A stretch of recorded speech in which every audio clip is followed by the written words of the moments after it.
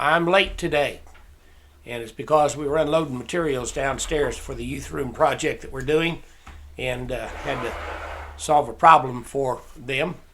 I know probably what I look like with my cap and things on, one of those English ditch diggers. That's all right, because I've got an interesting devotion for us. You know, everybody needs support.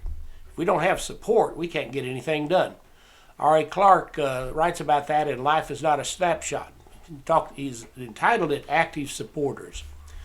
One very important ingredient to success in any venture is a solid base of support. The word support paints a picture of help, encouragement, and accomplishments. There may be one man out front, but he will not be there very long without supporters.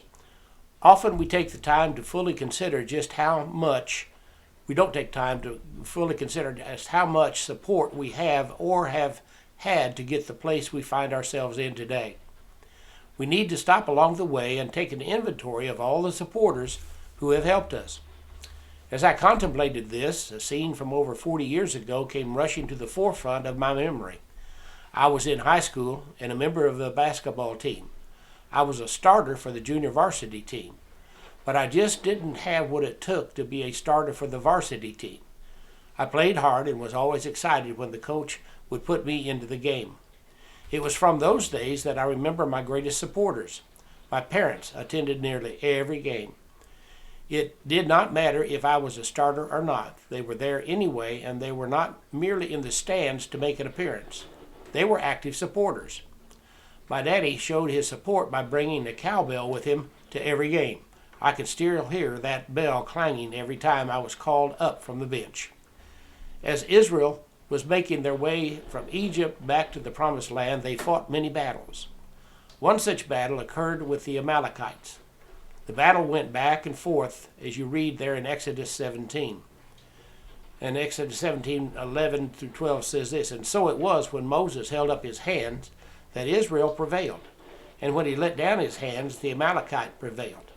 But Moses' hands became heavy, so they took a stone and put it under him, and he sat on it. And Aaron and Hur supported his hands, one on one side and the other on the other. And his hands were steady until the going down of the sun." Aaron and Hur became the active supporters of Moses and Israel, that prevailed as the hands of Moses were held high.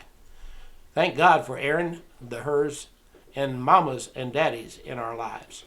I don't think I ever thanked my parents for being there or my daddy for the cowbell.